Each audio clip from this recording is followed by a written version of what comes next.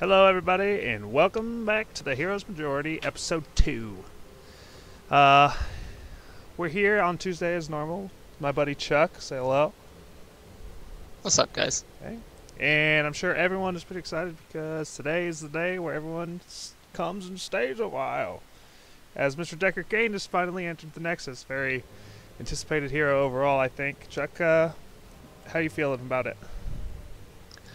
I was super hyped when this was announced. I mean, it was super exciting.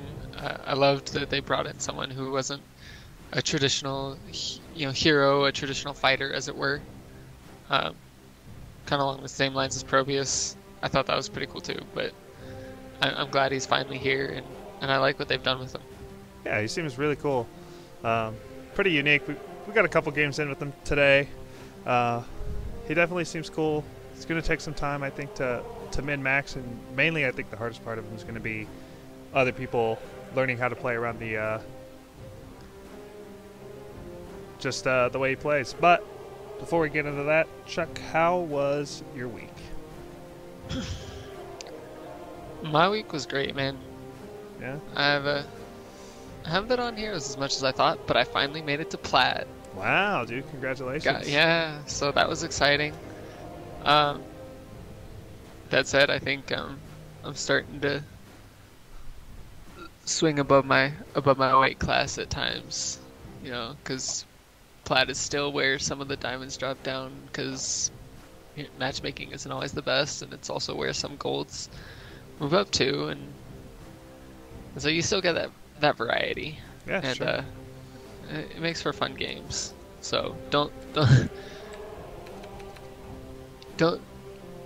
if you guys are moving up, or if you're in Plat and starting to feel like you're moving down, don't feel like it's like a big thing. It's still very much like the rest of the leagues. like bronze, silver, gold. It feels very similar. Yeah, that's cool.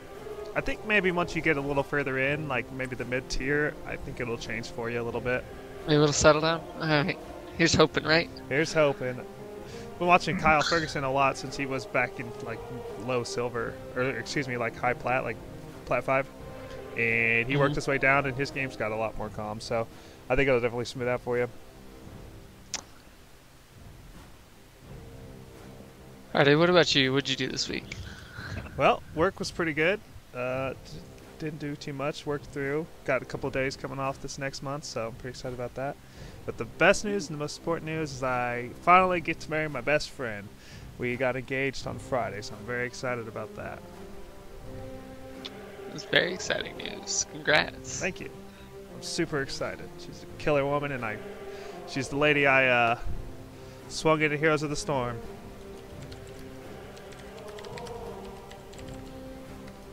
Speaking of, in the coming weeks, we'll actually be trying to get her and a few other people in on these episodes in some games whenever we can. So we hope you guys look forward to that. Yeah. And the more people you can get in, the more friends you can get in, stuff like that, the better. We can have conversations throughout the stream, and that makes it more engaging for both of us and for everyone else. But, no pressure. We'll get there eventually. I have no doubt. It just takes time. So, but we can be patient. All right, Chuck. What are you thinking, man?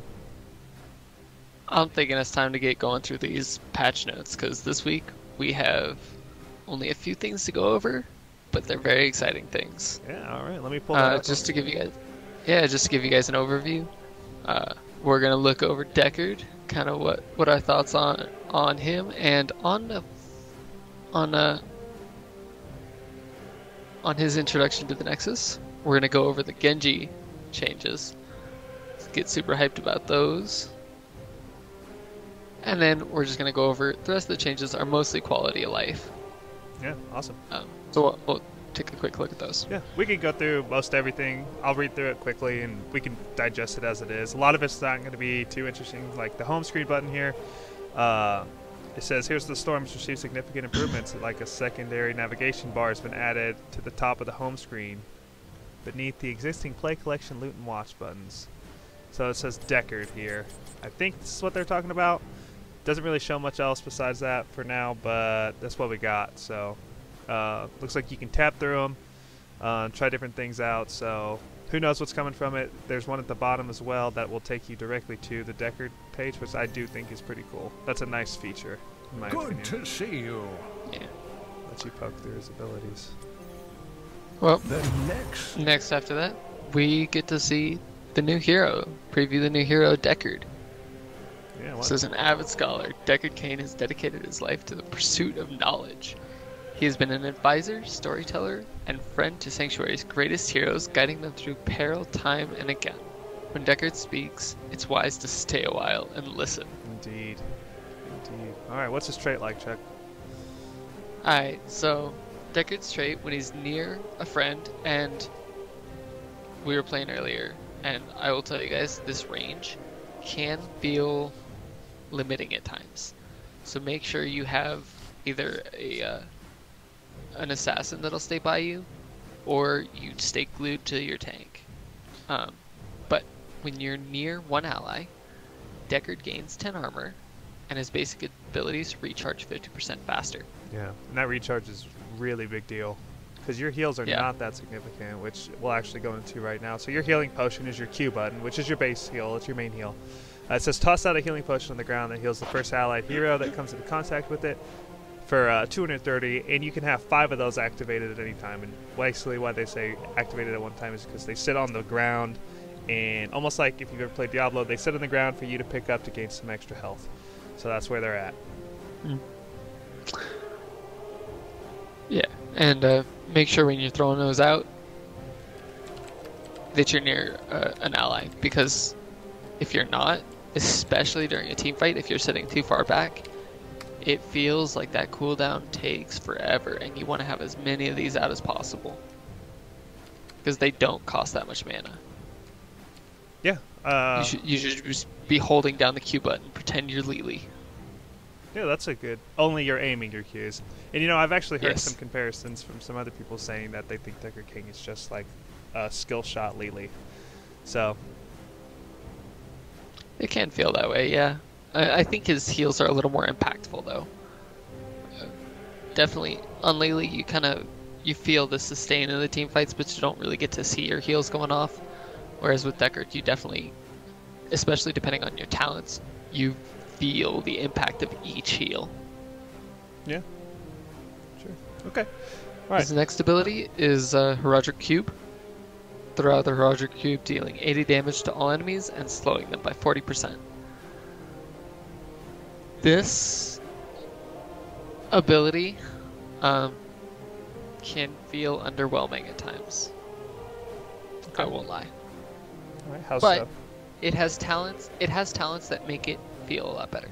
Well, the 40% slow for what is it? It's all slightly less than 2 seconds. Hello. I'm gonna disconnect you so on the party here, so that way I can go into the test mode, so people can kind of get an understanding of what's going on here.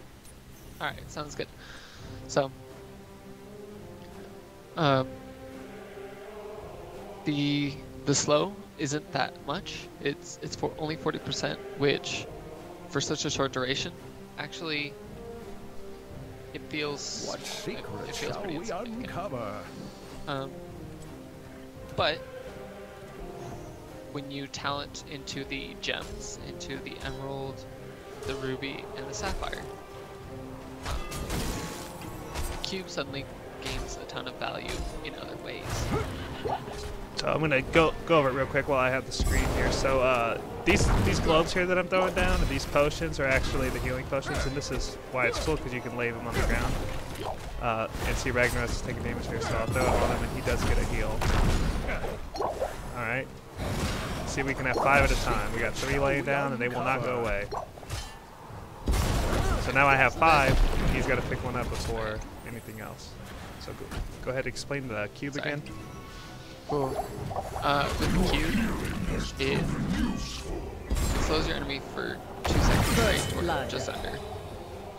The slow, What secrets by itself doesn't feel like a lot. But if you pick up the Sapphire, increase that to a 65% slow, all of a sudden you're looking more like a Johanna that hit 2 people with her Q, right? With 2 talents into that, and it's, there's definitely an impact there.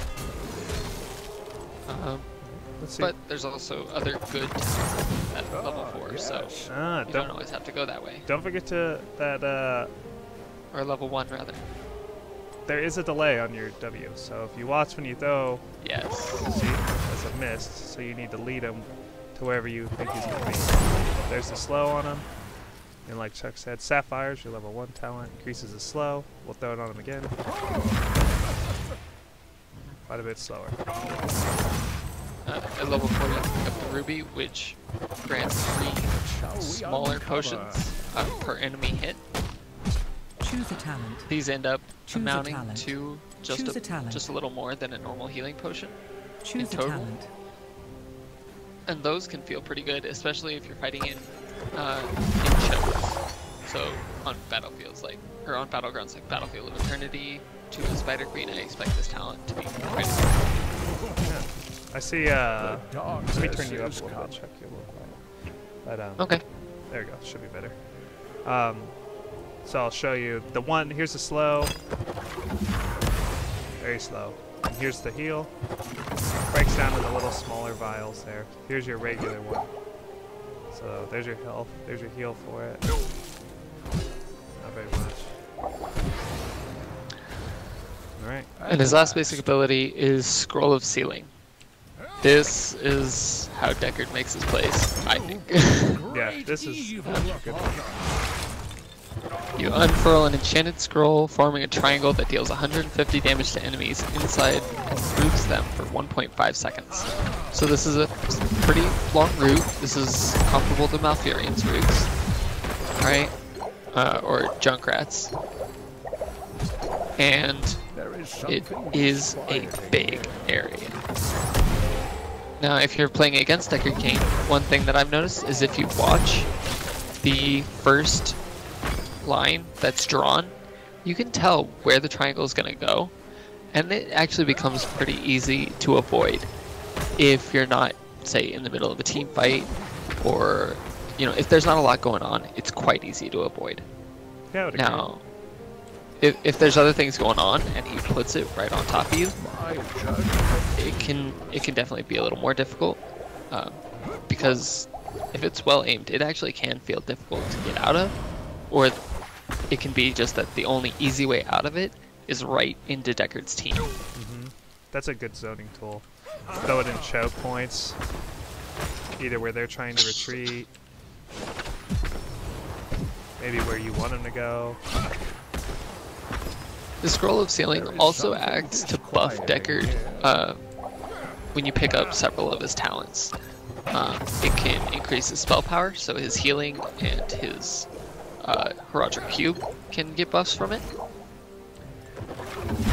It can reveal enemies and reduce their armor at level 1.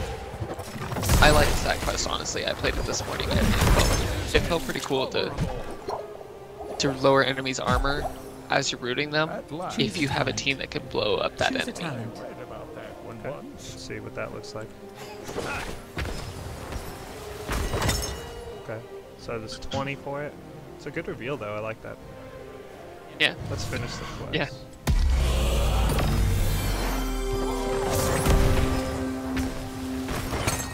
Yeah. Go to your graves. No prophecy spoken of this. So now for his heroic abilities. His first heroic ability is Stay a While and Listen. After channeling for 1 second, after 1 second to set up, Deckard channels for 3 seconds, putting enemy heroes in front of him to sleep while channeling, and for 2 seconds afterward. Age before So this is a 5-second stun, and whatever you are. Choose a talent. Choose a talent. it's a 5-second Choose a stun if talent. nobody hits them, Quieting here. and I think this has a lot of utility if coordinated well. Yeah, I think it requires a lot of coordination. Yeah, it requires a lot of coordination and a lot of discipline from your team. I So- read about that one once. I think this is going to have a lot of value in the upper tiers, But for us, I actually felt when I was trying to play it this morning that if I was using it to set up plays, Choose a talent. it actually felt Choose a talent. very underwhelming. Choose a talent. Now that It felt like it Choose a just talent. got me into situations where I was in trouble. Choose a talent. Yeah. Choose a talent.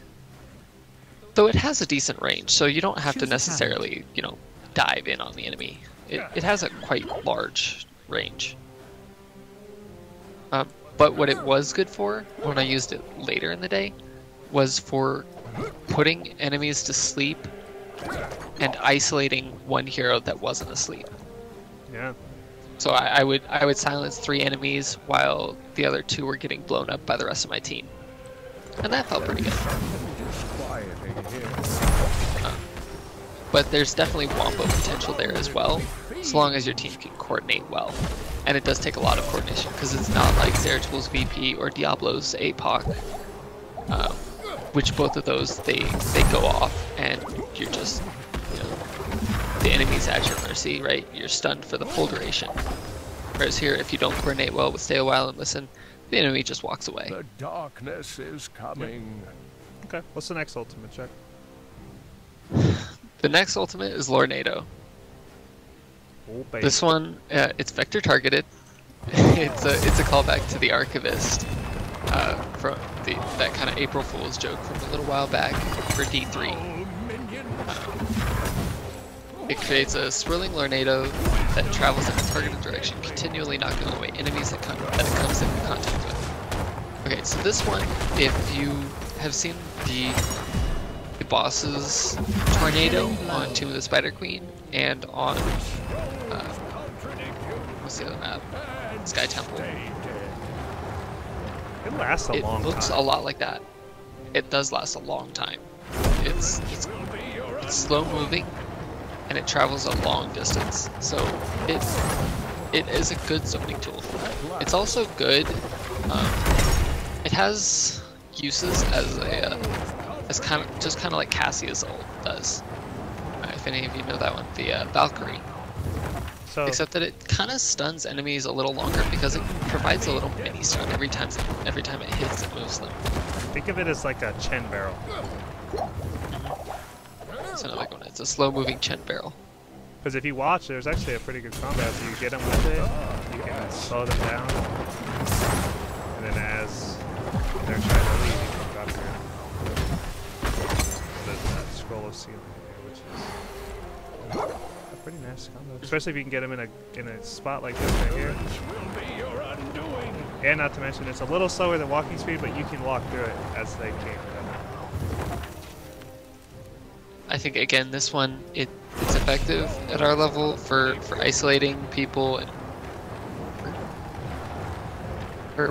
for saving yourself.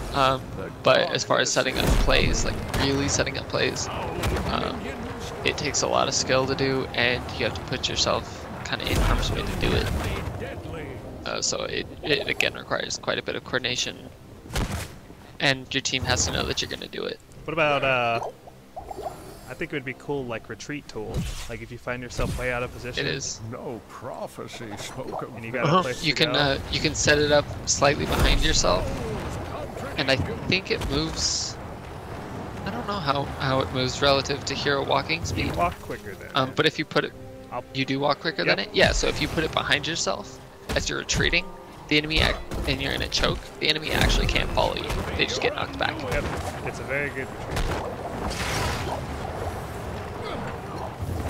So let's move on from Deckard, Alright. and let's look at what got changed to enemy heroes. Oh, also, we got changes to Warhead Junction that I didn't mention.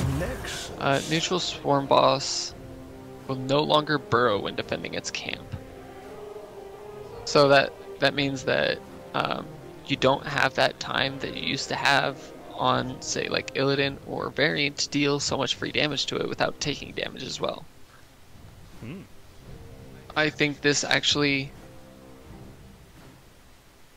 I'm not sure I like this, because it makes those heroes that used to be really good at taking camps, or at taking bosses by themselves, and it makes them, it puts them back into that niche.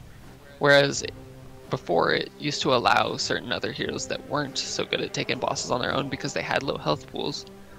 Now it's attacking them again, and so their low health pool is affected again. You know, Punishing. I think it's okay because in maps and Warhead Junction, it's such a big map and it's so hard to respond to bosses that there should be a little more difficulty when it comes to taking that boss. Because if it's just an easy boss take, you know, I mean, where's the counterplay to it? I don't think squishy heroes should be able to solo a boss. I mean, Rexar, for example, is a hero that you have to build to solo bosses successfully. In my mind, that takes away from a lot of other stuff that Rexar can do, but it's what he focuses on. You shouldn't be able to do a bunch of things well, such as taking a boss by yourself, in my opinion. Well, yeah, but it used to allow characters like you could have a Sylvanas and a Varian, a non-Twin Blades Varian, go and kill that boss because you had a DPS there and you had someone who can take the little bit of damage that it deals. Great. I thought that was cool. Yeah. But now it doesn't do that. Now you really have to have the full team there. You need some kind of heals, either because you're healing yourself, such as Illidan, or you actually need a healer there. Okay. The slime pods also got changed. They will display warning indicators on the terrain, and they explode immediately on impact.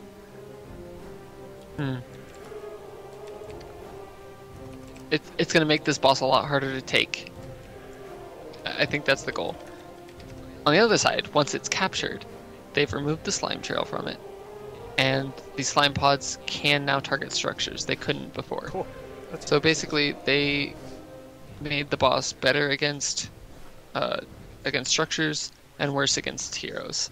Okay. And I think this is good because that was the big thing about it before, was that you really couldn't fight behind it once the enemy took it. If you were down, it used to, you know, if you're playing down in a game on a map with a boss, one strategy is when the enemy takes the boss to just go and fight behind it so that they can't get that advantage. Yeah, you take structure damage, but you potentially win the fight before they just go and kill your core. Yeah. I like that. Before with these bosses, you couldn't do that. Or at least it was very difficult because you were taking overtime damage and there was a big slow. Now that that's gone, I think this is kind of along the same lines that they're normalizing it, just like they're normalizing a lot of heroes, and I think that's good. Yeah, I agree. Speaking of normalizing heroes, let's go ahead and jump over to the Genji! heroes changes. We'll run through it real quick because some of these are pretty minor. Cassia, no big deal. Level 7, Surge of Light.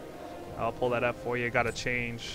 Very, very slight change. Actually, not even positive what it does, to be honest. It's so slight. Now you can't activate it just quickly. Yeah, there's a slight cooldown between each use. Okay, looks like a 0.25. No big deal. Yeah. Okay, mobile offense now grants its basic attack damage bonus after any movement, so there's not a set distance. Oh, okay, after an unmounted movement, so it moves at any time. Now, Chuck, I'll let you go ahead and cover this because I know you're excited about it. The Genji changes. Go ahead. Yeah, alright, so Genji got changes to him to kind of bring him in line with how Tracer got changed. He got health and health regen increases, as well as his basic attacks got increased. So you're rewarded, you're incentivized and rewarded for sticking to enemies and flanking them as long as possible. Whereas before, you know, Genji's strategy was just kind of auto attack, Q, kind of alternate those, dash in, dash out. And it just felt like he was never... You never had to stick to an enemy to get value. Now, you're incentivized a little more to do that, so I like that. Also, his cyber agility, his trait, got a cooldown increase from 10 to 12 seconds. Again, reduce Genji's mobility, but reward him for sticking to heroes longer with those basic attack increases. I think this is good. Having it on a 10-second cooldown meant he could use it 2, even 3 in long team fights, 4 times in a team fight. And that, I think this change is good for kind of normalizing him in team fights, for making him feel like other heroes. Yeah. The ranged assassins, rather. Well, it's frustrating. Both the brothers, Hanzo and Genji, having that ability to flip over terrain, where I think that's about the only people besides talents that can do it. That's frustrating. Well, you have Illidan and ETC, but those two generally aren't trying to run away from you. Yeah, but think about how you get over the terrain with Illidan. You have to build into it. You have talent into it. And yep. same with And same with ETC. ETC. Yeah. So I think it's fair to have an untalented version of that to be on a longer cooldown. Well, I mean, there's Falstad that gets it baseline, but he does have to use mana for it, and it is quite a bit of mana. Good point. Forgot about that. So I'll give you that. Swift Strike's range was reduced, so now he almost has to be in sight range to Swift Strike in and kill you. I think that's good. Yeah, these are. It kind of felt bad when they're, you win a solo lane, you start retreating, and then all of a sudden out of the bushes, Genji, and you're dead. Yep. His Dragon Blade got damage buffs, but it no longer resets the Swift Strike cooldown when you kill an enemy with it. I think this is good. Yeah, that I takes think away from the again, extra damage. Yeah, you normalize Dragon Blade, right? You reduce some of its mobility, you increase its damage, and that brings Genji a little more in line with other ranged assassins. Mm-hmm. So now, to compensate for all this, they actually buffed Genji's trait, his trait build. I don't think this is going to become a standard build. Though perhaps with double jump, people may start taking that a little more because it no longer increases Hyper Agility's cooldown, since it used to make it 12 seconds anyway. I don't know. I think there's some interesting things to play with there, but it's not. I don't see it being a thing Yeah, as a build anyway. it would be a little weird. You'd Perhaps if you built for shurikens, if you went shuriken mastery and then double jump, as well as agile dismount, there might be a little something there, right? You could fire off some Qs, mount up, use your cyber agility to chase after someone. I just think I think it opens some more avenues, but I don't know. if you're going for a cyber, like a jump build, you would probably go for the agile dismount. Then what do you go for at level 4? If you go shuriken master, that's great. Yeah, because then you're rewarded for more trait. You're rewarded for more Yeah. agile. Yes, but you got to get to 75 Dismounts. in it, and you just wasted your initiation cooldown to get in there. But which it could work. But I think if you go for that trait, you would want Dragon Claw, right? The deflect into the increased area damage, I think was what I would want. So what? Then you go for Cyber Shield at 7, but then you don't get the deflect cooldown, and I almost think Dragon Blade isn't very good compared to X Strike anymore. And not even. I think it's gonna bring X Strike much more in line with Dragon Blade in terms of pick rate. Yeah. Because I think X Strike, you need your escape now.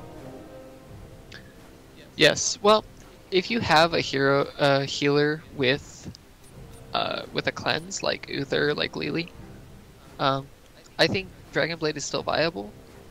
But also, you have to be able to trust your healer to use it on you, so it's probably going to be more of a Team League thing, where you're talking with your healer, than a Hero League thing where you're just trusting that they know to use Cleanse on you at the right time. Because you can't really call for a Cleanse. Yeah, that would be amazing coordination.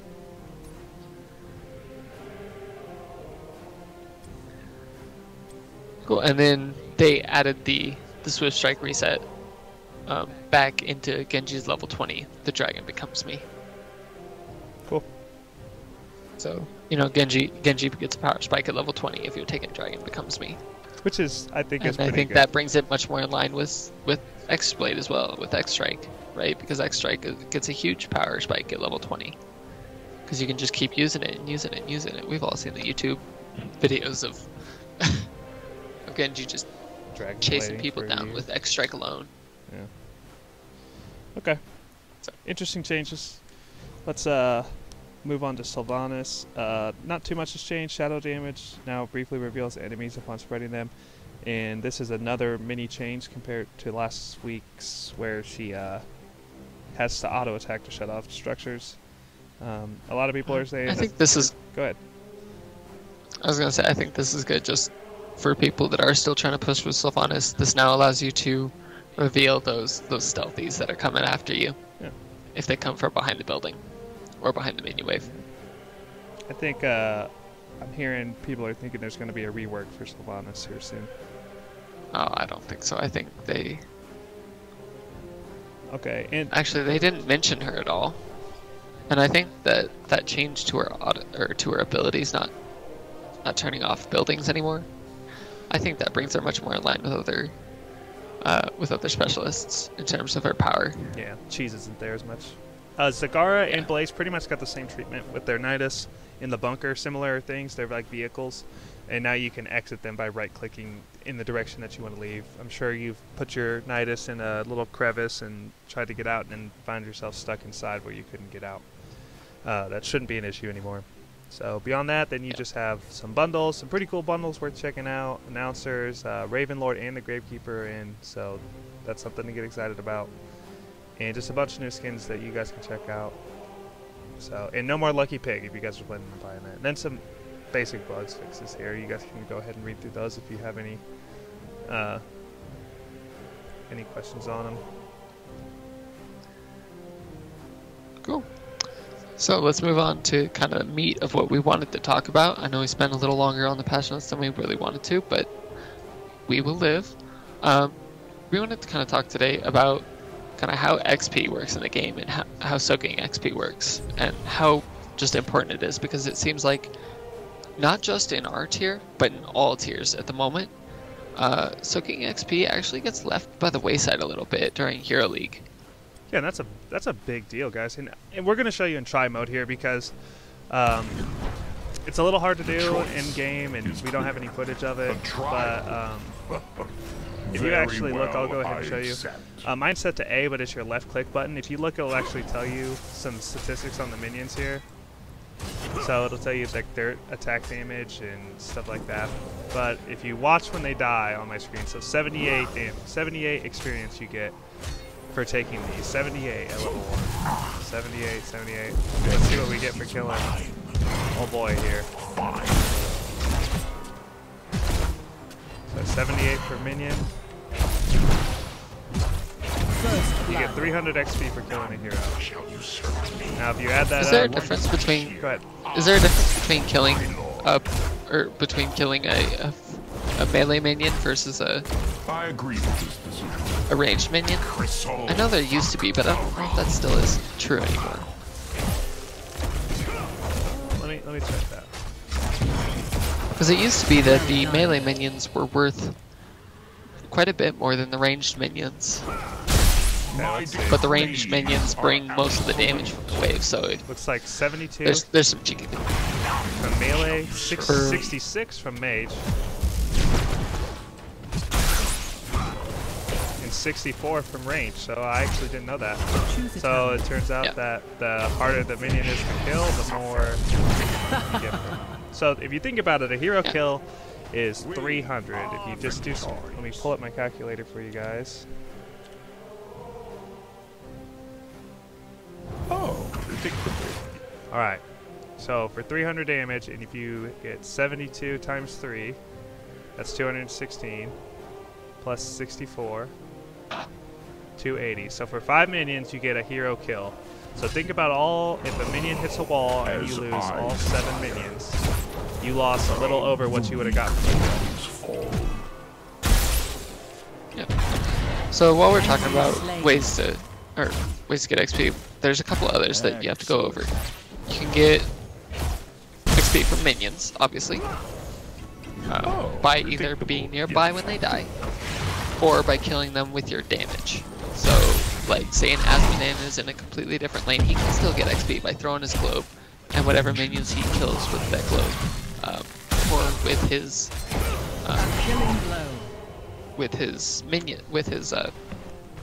trait or his W, his servants, Only because whatever I will minions those Killing kill, spree. those last hit, actually grant XP as well. Which is an interesting Mercenaries, concept. when you take, In Heroes, you take mercenaries. Yeah. Oh, sorry. Go yeah, ahead. let me jump in real quick. The reason it's interesting is because a lot of people switch to this game because they like the Choose a fact that you don't talent. have to last hit. But That was rather it's a little different with like entertaining. minions, like Abathur's minions and Zul's minions and stuff like that. You will get the experience, but you have to. That's when the minion has to last hit. So it's a little trickier than just having minions in lane. You can still get XP from that way, and So you should still be putting goes the Asmodee chain straight in of a different lane, ascension. but that's the way you get experience. Actually, I think Asmodee's trait works differently. You get the XP from Cool. Okay. that entire lane. His is kind of unique. But other hero spawns all have to last hit minions in order to get the XP. Mercenaries, when you take a mercenary camp, that can grant you XP. But not when you kill it in lane, actually. Yeah. So I'm actually doing a mercenary camp right now, and it looks like for killing a siege giant at level 3, you get 72 XP. So yet effective. you got It's as much as a minion. 144 XP when you can come in lane Vengeance is and mine. get twice, maybe even triple that amount of XP I agree with this decision. just by killing minions. So when you guys are behind and you're like, wow, we're down at a bunch of levels, it is not time to go. Do not go get a camp. Go to lane, If, soak your yeah, minions. for the purpose of XP, yeah. Soak your minions. Camps should be only taken Onward. as a way to further a successful push you're already having. Well done. You want camps to deal building damage, not to clear waves, right? If you're still needing XP, you don't want the camp to go clear the wave, because it doesn't grant you XP. What you want camps to do is to either push out a lane that's super pushed in Choose a and talent. to just save your core or save your buildings, or you want them to deal damage to the enemy's buildings. Choose a talent. But the camps aren't the best way to get XP. Yeah. So I'm actually showing you guys right now this mage minion's gonna die, and I'm just just in range, so I got 66. Now if I'm too far back, it's a little over a half screen length will put you out of range. So if I'm a little too far back, watch this minion here die, and we won't get the XP for it. Maybe, if he kills it.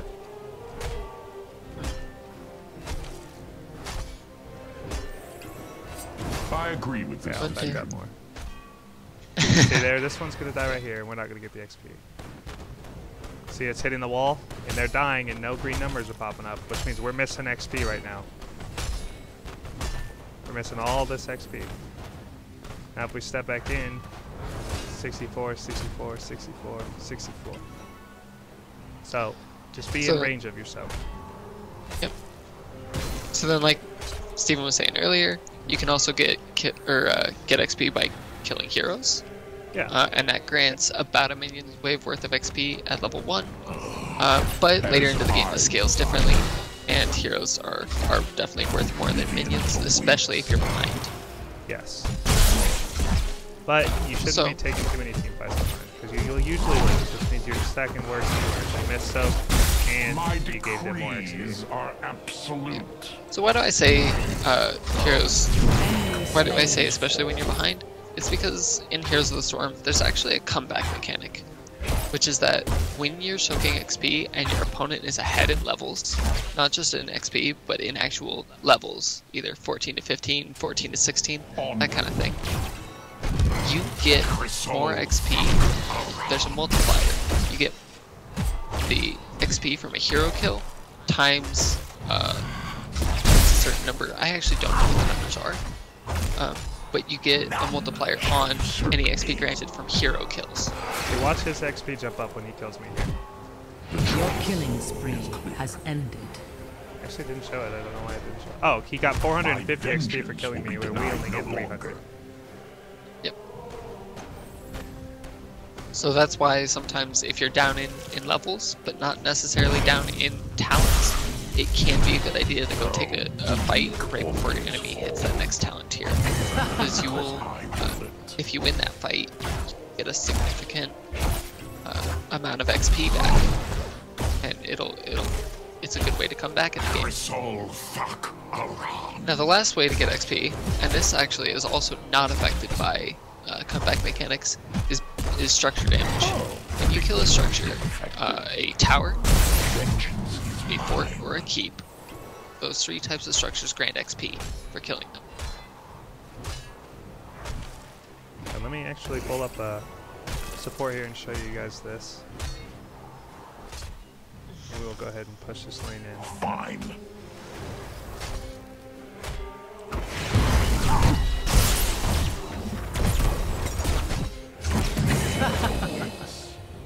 Alright, let's push this. So while he's doing that, I'll kind of go over why XP is important. XP is important because every level increase, every time you gain a level, your heroes get a 4% stat increase. I think the minions do as well.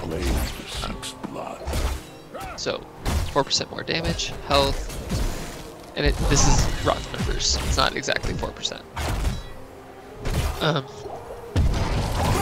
But That was rather entertaining. it does start to stack up if you're ahead in levels. This is why the Vikings are so good, right? The Vikings are good despite your team having to fight 4v5 all game, because you end up, by the time the Vikings are level 16, the enemy is usually around level 12 or 13 if everything is going well for them. Is this the best healing? That's a you 4 can level increase, and if you keep getting that stacking 4 to 5% buff, it actually ends up being the equivalent in terms of damage, health, and whatnot to having another hero on your team. So fighting a 16 versus 13 talent tier fight, not only do you have the increased choice. abilities from your talent, your additional talent, but you also get those stats that amount to about having another hero. Great. Let me jump through real quick question because I almost got this. So we're going to look at this tower. So we take the tower down and we got 500 XP from this. So people sometimes will actually run around. Let's assume this wall is not here, and they'll come over here and just take the keep, right? Well, here I am taking this tower. So we took both towers and we got 1,000 XP. So I don't know if you guys know, but it's actually only 1,000 XP for taking down a keep. So you get the same amount of XP for taking down a wall as you do for taking down a keep. This is why it's actually not a bad idea to try and group your team up a little bit and see if you guys can't get a couple walls down. One, it halves the damage that they do to minions. So think about that. If there's only one up, it takes it twice as long to kill its minions as it would if you didn't kill that one tower. So you get half a fort, and they get half the DPS on your minions, which keep your map up, your map pressure up. This is also why, for those of you that watch the HGC, this is why you'll often see the pros take those vehicles like the Trivlog Protector, like the Dragon Knight, early on in the game and only take walls. Is because they can't tank the damage from the fort yet, right? It doesn't have the health, and the walls actually grant a ton of XP. So it gets them that early XP lead. So you think 3 keeps and 3 forts, right? So that's 6,000 experience. Well, there's double that many turns, which give you 500. So basically, there's an additional 6,000 XP just from killing walls. That a lot of people don't know about. That's a really good way to put pressure on people. Firsthand. Onward. This is also why lane bullies can are so good in the early game, are so good granting their teams an early lead. Characters like Zagara, like Kerrigan, these are characters that are good at taking down walls. Like Sylvanas as well, they're good at taking down walls safely. I agree with And this it decision. grants this huge buff to their team. Suddenly you're at level 10 before the enemies. Push in, you take another structure, and it just keeps stacking up, and you start to snowball a game. Yep, exactly. So just to review, let me go ahead and pull up a notepad here. So soldier minions.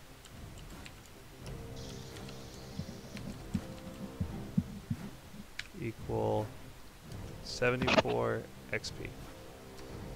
Mage equals 64 XP.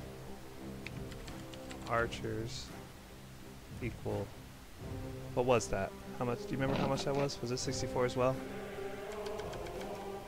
Archers were 64, mage was 66. Oh, okay, good call.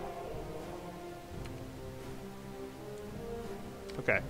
Which is, I think, is funny because the mage is actually easier to kill.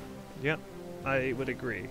So, then you get 74 XP for camps.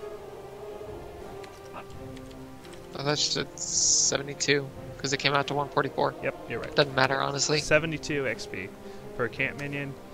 You get 500 XP. Okay, it's actually, we'll do hero first. 300 XP times multiplier.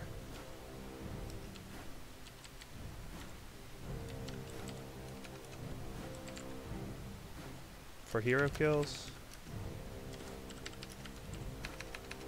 And 500 XP for turrets. And 1000 XP for keeps and forts. So, a lot of people will team fight and miss 2 lanes of soak to get 1 kill on someone. So if you add it up here, 1 wave of minions. Comes out to like 400 XP, right? Plus 66 plus 64. 480 like that. XP for 80. one wave of minions. You get A tower's worth of XP.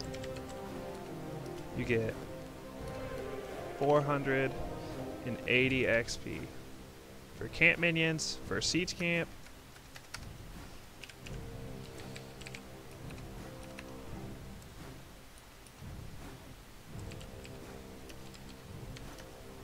You get only 144 XP. For bruisers, you get 288 XP. So now this is also, though, if I might chime in, Sure. why you see why it can be a good idea when in a game you get a hero kill. It's only 1 kill, but if it's early enough in the game, you get the kill and then you go and you invade a camp because you have more numbers, you have more heroes to take that camp with. It actually ends up being the same as a minion wave, and if neither team is soaking that minion wave, or if your enemy is soaking that minion wave, it cancels out or you're ahead, and you get that additional structure damage by taking that camp. Yeah. So that's the only way that really taking a hero kill is worth that minion wave, is if you also get something in addition. I would agree.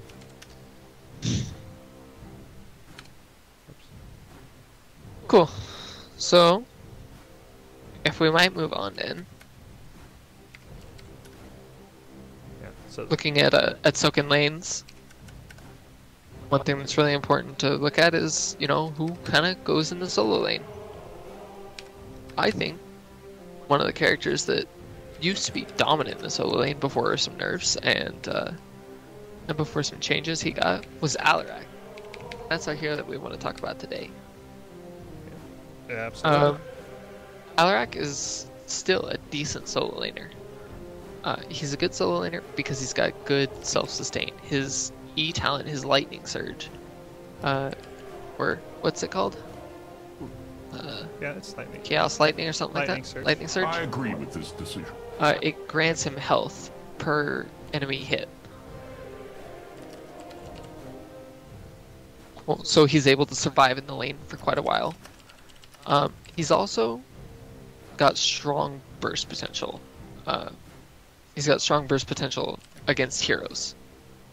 It takes him a little while to clear out the lane, but he can kind of push his enemy off the lane so that they start losing XP because he's got such strong damage in his burst. You can combo people into him by using your W to pull him in and hit him with your silence, your Q. Yeah, he's got a really nasty combo, and that's what makes him so hard. Is the fact that his combo is so brutal that it will. If you look here, let me reset everything.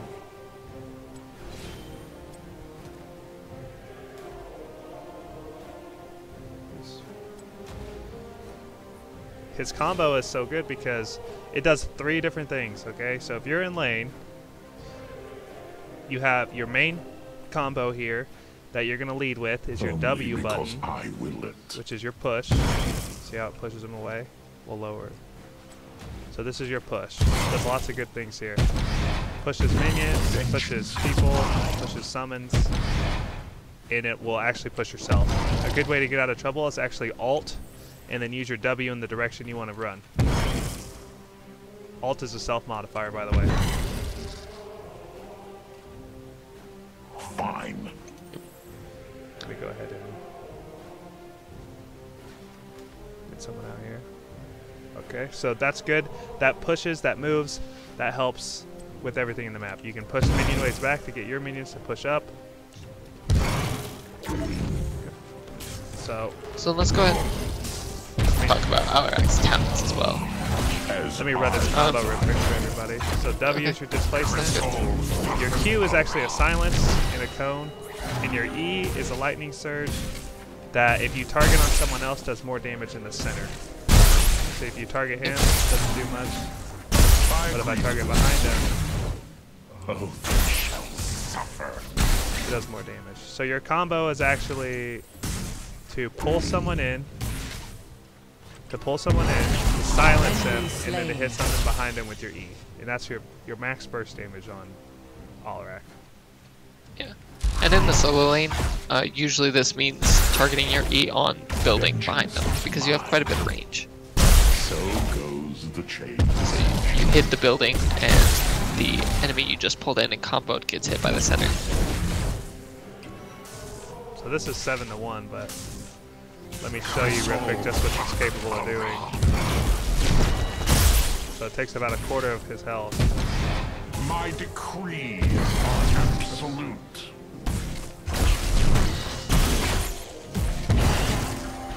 Well done.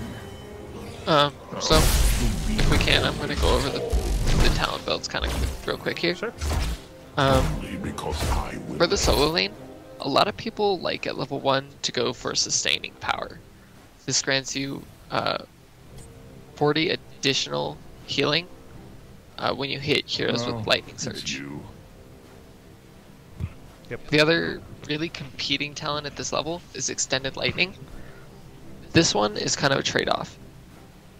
You reduce your sadism by 10%, but you have a quest that can grant several rewards, including if you hit 3 heroes with the center of your extended lightning in one cast, it can give you back that 10% Do it on sadism. the battlefield. It also grants you all the other rewards for that quest, which are increased range and increased damage. Oh, and a slow.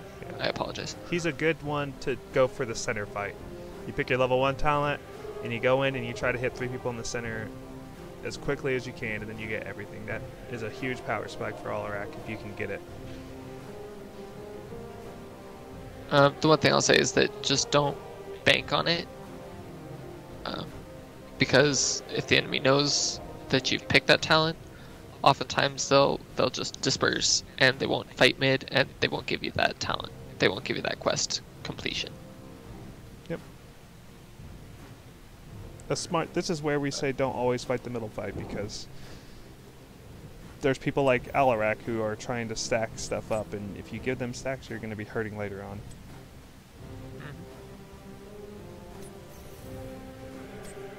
At level 4, it seems like most everyone goes for Chaos Reigns. Oh, This is a quest for his Q, his silence, which increases its damage dramatically, especially if you can hit multiple heroes with it. Yeah, I would say once you get a little better with your E button, negatively charged is better in my opinion. Yes, negatively charged is also very impactful. Yep, and it works well with either of your level 1 talents you what pick. are you doing? If you must learn. Also, if you're going do it into on the ARAM, battlefield. negatively charged is basically the go-to because you get to repeat it over and over and over and over and over. It's mean. Alarak and ARAM is very not nice.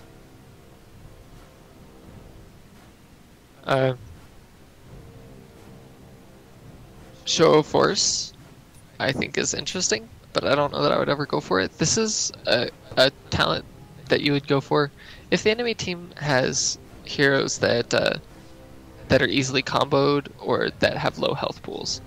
So if you're going up against, say, a Phoenix, I think Show of Force could have value. Tracer, for sure, Show of Force has value. Who else? I think Bala. it's actually good on big targets too because it's so easy to hit. 3 on them. What are you doing? Yep. If you must learn. So yeah, do it Show on of the Force is battlefield. it's a good way to increase your burst damage. Though if you're looking to increase your damage over the course of the game, you know, if you're looking to put out the numbers, both the other two talents actually do that much better.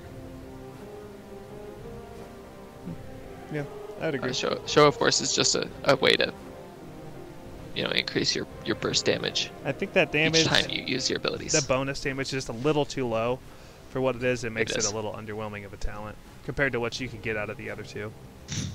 It is, for sure. Now, at level 7, you get a couple different options. I actually think every option here is viable. I usually go for the one that increases the silence duration on people like Tracer and Genji and people that have escapes, What are like you Phoenix doing? even, If you that can must get away. learn, do it on the It increases the battlefield. silence duration, will usually help your team get the kill. Alarak isn't always the one getting the kills. You got to think your kid is really good at setting your teammates up for kills as well. Also, hindering motion, the telekinesis slows enemies by 25%. I get a lot of, that's the main one that I will go for. And I rarely actually go for applied force because I don't want to lose the sadism. Where we're at, we die pretty frequently, and it's not very fun to lose your sadism. So I like Applied Force for the most part. That's one I usually go for, and it's just because I really like the increased range and push. It is good. It means nowhere on the map is safe. Nowhere on the screen is safe. Yeah, it's very good if you have a team that follows you around. But in my opinion, I position well enough with Alarak that What are you doing? hindering motion If is you must usually better. learn, do it on the battlefield. At level 10, both options are good. Counter-Strike, I will go for squishy teams that I can't dive the background to. So, like, if, for example, if someone's hitting you very quickly or you're going to get blown up, it works well for both. It's such a low cooldown that if Tracer's attacking you and she's harassing you, but you need to kill that Malfurion, you aim your Counter-Strike at Malfurion and let the Tracer proc that for you, and that's easy damage. That's 550 damage with your sadism at 100%, so that's pretty good. And it's a 30-second cooldown. But in the same hand, Deadly Charge is very good as well because it charges you. As long as you don't take damage, you can charge pretty far forward and get to the back line. It just leaves you really vulnerable. As Deadly Charge, I take less often. I take it when they have a lot of mages, a lot of skill What are you shot people. doing? If you must learn, Because I can dance do it around on the them. battlefield. Yeah, I definitely like Counter-Strike, especially against teams with a lot of CC, like against the KTZ Akalthazad. Yeah. It's very easy for you to just kind of look at him when he puts that chain on you and just Counter-Strike him as soon as you think he's going to try to latch you to something. Because it also blows him up nicely. Yeah, Alarak he's cool. On to level 13, this is your sadism talent. This is the talent tier that's going to help you get your sadism. I think personally that the easiest one to get is pure malice. People are like, oh, why would you pick that? But the truth is your team's going to die. The team's going to die. And you can have up to 40% increase just from your team dying. That's pretty good. A lot of people, the higher ranked people will go What are you Rider back doing? Sheer If because you there's not as must many learn, deaths. So do when it you on get the a death, it's more battlefield. important to get the kill. So that's why they go for that. Also, Rite of Shrek sure grants you sadism just by hitting the hero marked with it with Discord Strike. So it's kind of like a repeatable quest. Yep. It's good for a tank if you're going to stack, and it also works well on squishies if you're going to blow them up. But for a starter build, I would recommend Pure Malice. Blade of the High Lord is not bad. It's just you aren't quite tanky enough to be standing in there and auto-attacking. And if you are, and they're not focusing you, more power to you, man. Take Blade of the High Lord because you're going to punish them super hard for it. Yeah. At level 16, I actually think every one of these are pretty good as well. Yeah. I mainly go Lightning Barrage What are because you I like my doing? E build. I think If you must it's learn, super good poke do it damage on and the it gives battlefield. you good healing. But Mocking Strikes is increasing your ability damage once you silence or slow them. So the reason, if you pick Mocking Blows, you should definitely go for Hindering Motion at 60 or at 7, because it also does slows. But Lethal Onslaught's pretty good too. Hitting an area with Discord Strike grants 50 sadism bonus damage for basic attacks, so it's the same thing as your 13 talent. Usually, I would say if you're going for that heavy auto attacks, I would go for Blade of the High Lord and Lethal Onslaught.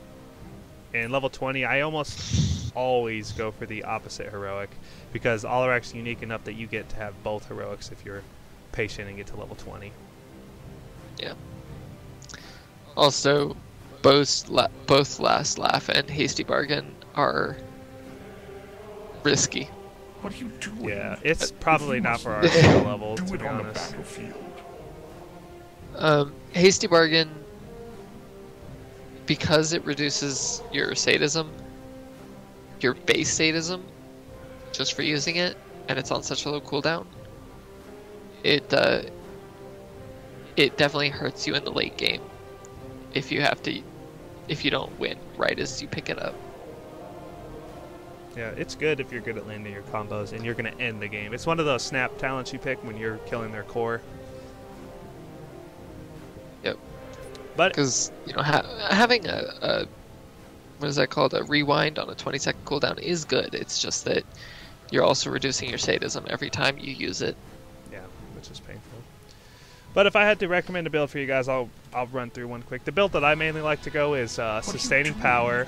If you must It learn, depends, do though. it I on the will pick battlefield. Extend Lightning if I feel as though they have a clumped up team. And if I have like double support or a support like Azaria or Medivh, I'll pick Extended Lightning. But usually Sustained Power, the healing's really good.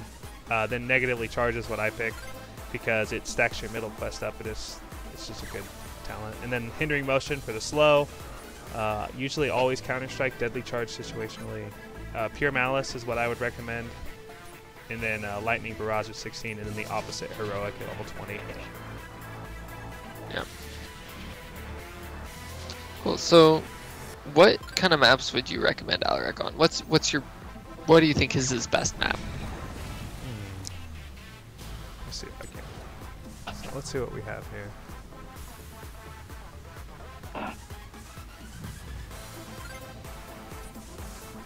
I really like him on Infernal Shrines. I think he's really good on because there's a lot of chaos. Really?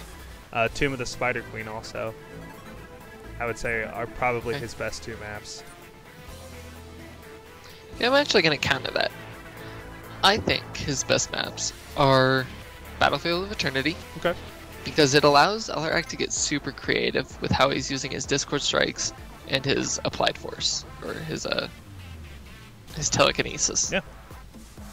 You can stun, you can push people into the boss stuns. He's really good at the defense.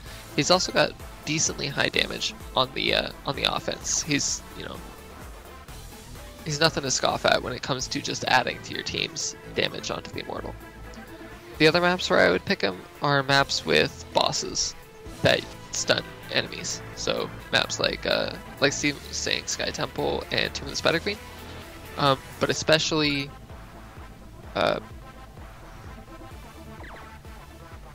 oh lord, I am forgetting. Haunted Mines and Cursed Hollow. These two, Alarak actually provides a ton of boss control in a very subtle way. People don't generally think of him being very good on the bosses in boss control, but because he can push enemies off the point, because he can deal a ton of damage to enemies who are clumped on the point, and because he can have so much control around when the boss is still up in terms of pushing enemies into the stun, into the root, he actually deals a ton of damage that kind of just slides under the radar. Okay. So that's why I think, Cursed Hollow and Battlefield of Eternity are his best maps. Closely followed by Tomb of the Spider Queen. All right, Chuck. Well, that's all the time I think we have for today. So let's go ahead and wrap it up here. I'd like to thank everyone again who watches the video. Please comment, like, subscribe, all that stuff. we're gonna keep bringing stuff for as long as we keep playing. I'm sure we both enjoy it. So. I'm sure we both will. And we hope to see you guys in our Discord. We'll slide that link into the video description. And we hope to also see your comments, your questions that we can answer next time before we get going on the patch notes. And make sure to tell your friends, guys. The larger we can make the community, the better that it's going to be in the long run. It's a building process. Remember, we're here to help bronze, silver, and gold. That's our target range, target audience, to get a little bit better and make the knowledge a little bit greater. So please spread the love. Yeah, spread the love, and let's help each other define our own meta, man. Yeah. Let's do it. Absolutely. All right. Have All right. fun. Take Love care, y'all. guys. See you next week. Later.